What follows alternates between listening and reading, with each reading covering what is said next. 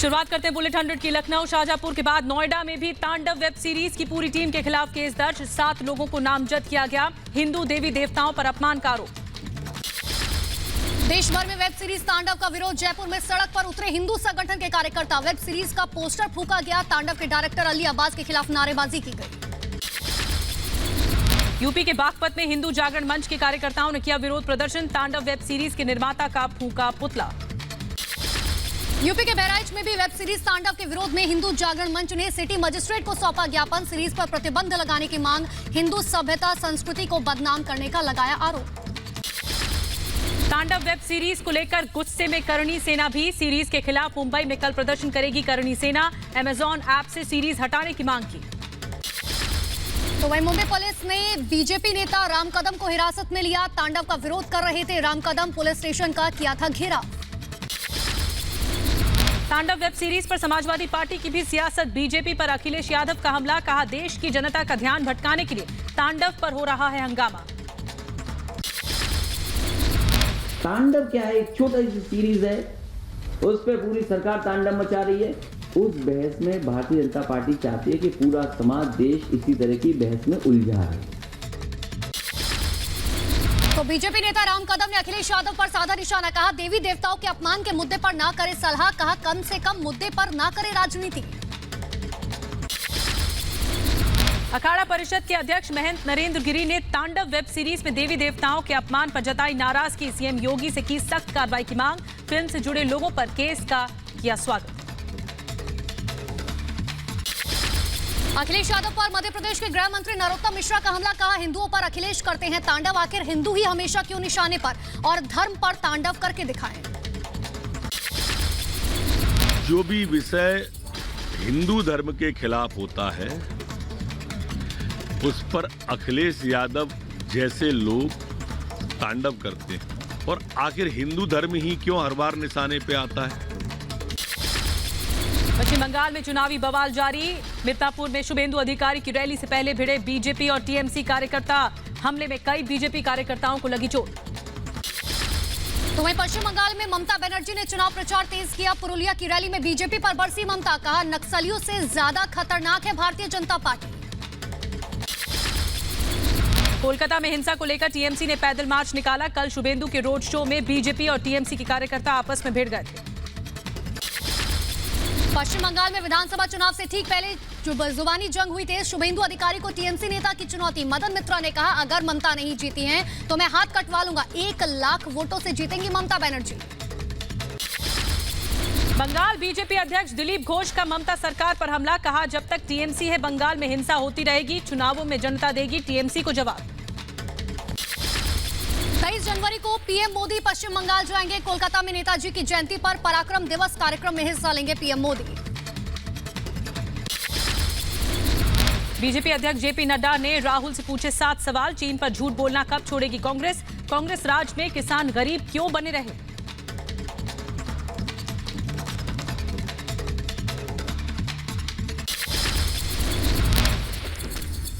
तो बीजेपी अध्यक्ष जेपी नड्डा ने राहुल गांधी से पूछे 7 सवाल कि आखिर झूठी राजनीति पर सवालों की बौछार जेपी नड्डा ने राहुल गांधी पर की।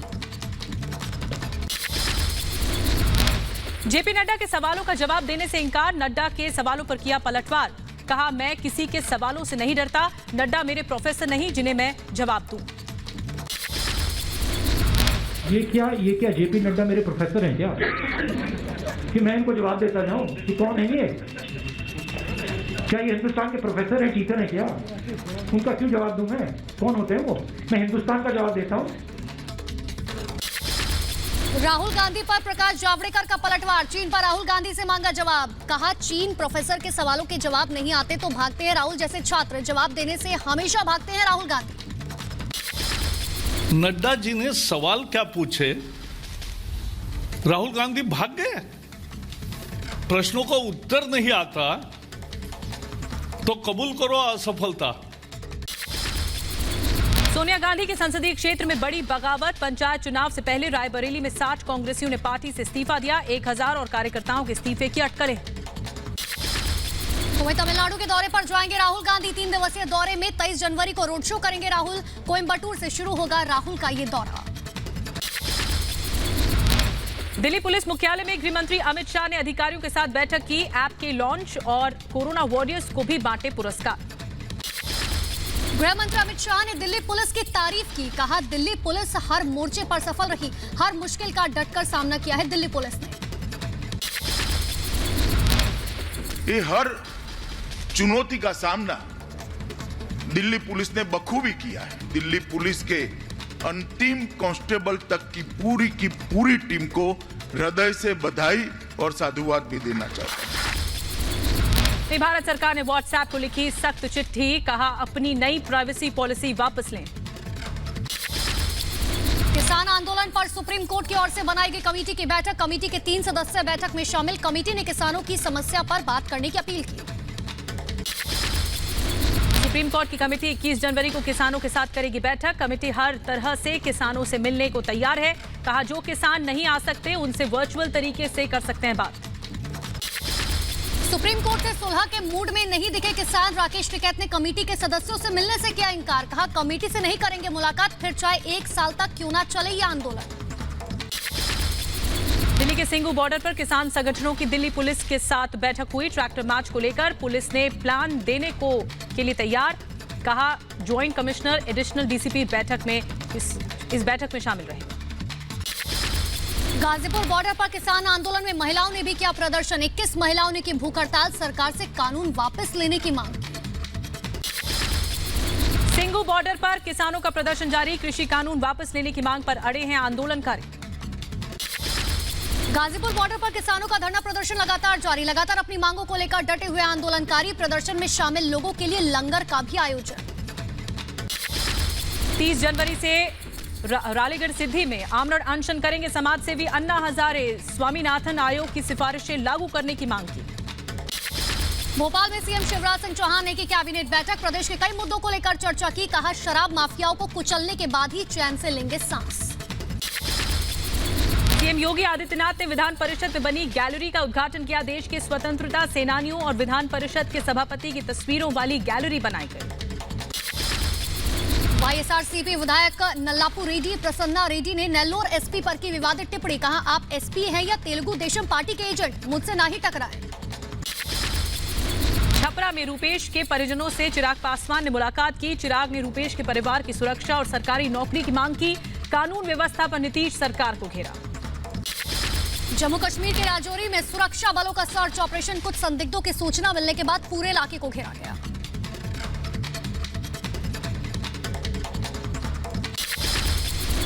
गोवा मेडिकल कॉलेज से डिस्चार्ज हुए केंद्रीय मंत्री श्रीपद नायक। 11 जनवरी को कर्नाटक में सड़क हादसे में घायल हुए थे नायक। दुर्घटना में उनकी पत्नी और निजी सहायक की हुई थी मौत।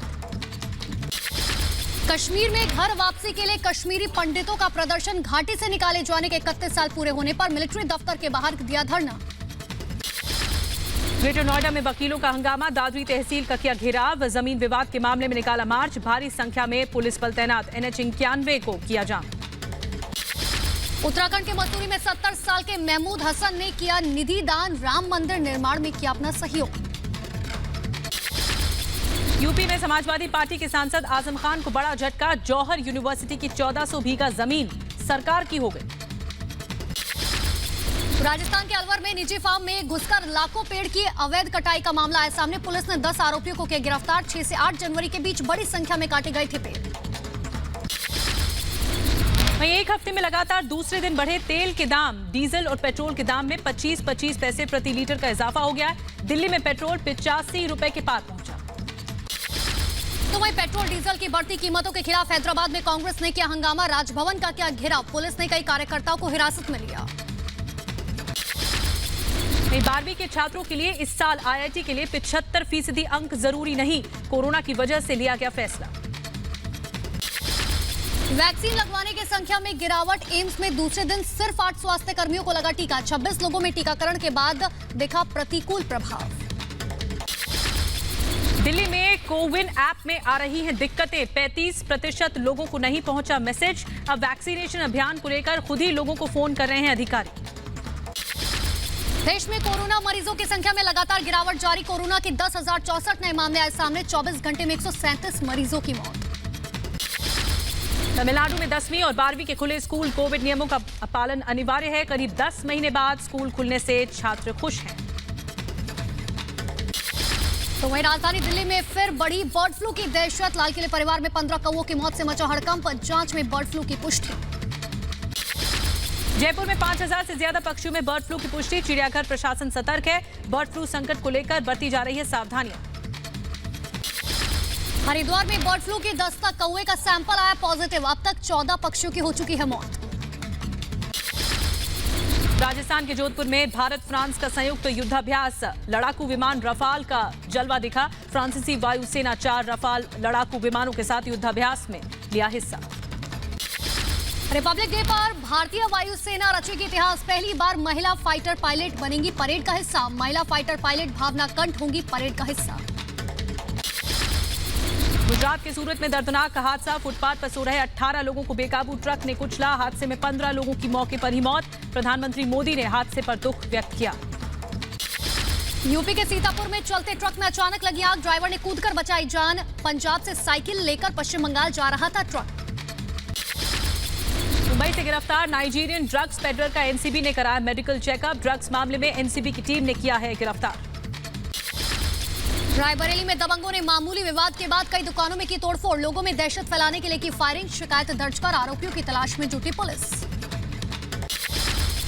केरल के मलप्पुरम में नाबालिग के साथ रेप और यौन शोषण का मामला। 44 आरोपियों पर 32 केस दर्ज हुए हैं। पुलिस ने 20 आरोपियों को गिरफ्तार किया है। तो वहीं यूपी के फिरोजाबाद में ट्रांसफार्मर में अचानक आग लगने से मचा हड़कंप। कई घंटे तक इलाके की बत्ती रही गुल। दमकल कर्मियों ने मौके पर पहुंचकर आग पर काबू पाया। शॉर्ट सर्किट की वजह से लगी आग। यमुना एक्सप्रेसवे के माउंट टोल प्लाजा पर डिवाइडर से टकराकर पलटी कार। पीछे से आ रही करीब 6 गाड़ियां आपस में टकराई। हादसे में 3 लोग गंभीर रूप से घायल। कोहरे की वजह से हादसा। जोधपुर में महिला सफाई कर्मचारियों ने की निरीक्षक की पिटाई। निरीक्षक महिला कर्मचारियों के साथ करता था बदतमीजी। जम्मू कश्मीर के शोपियां में अज्ञात शव मिलने से सनसनी मच गई है। शव को कब्जे में लेकर जांच में जुटी पुलिस। अब तक नहीं हो पाई है शिनाख्त। एमपी के बड़वानी में सामने आया लव जिहाद का मामला। नाम बदलकर युवक पर दूसरे धर्म की लड़की से शादी करने का आरोप। पुलिस ने आरोपी को हिरासत में लिया। जम्मू में नेशनल रोड सेफ्टी अभियान के तहत चलाया गया जागरूकता कार्यक्रम। छात्रों को ट्रैफिक नियमों के पालन से होने वाले फायदों को बताया गया। महाराष्ट्र के नासिक में आर्किटेक्ट ने 100 साल पुराने स्कूल को दिया नया रूप। सैकड़ों पेड़ों को कटने से बचाया। स्कूल भवन को तोड़कर फिर से बनाना चाहता था स्कूल प्रबंधन। लखनऊ में डिफेंस में शामिल होने के लिए महिलाओं के लिए 5 दिन का नियुक्ति अभियान। मिलिट्री और पुलिस में भर्ती होने के लिए महिलाओं का किया जा रहा है प्रोत्साहन।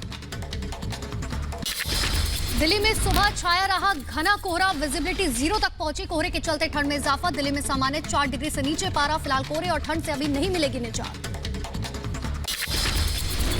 उत्तर भारत में घने कोहरे के चलते ट्रेन सेवा बाधित हुई है। लो विजिबिलिटी के चलते 16 ट्रेनें देरी से चल रही हैं। कोहरे की चादर में लिपटा पटना। सुबह दफ्तर जाने वाले लोगों को हुई काफी दिक्कतें। सड़क पर रेंगती नजर आई गाड़ियां।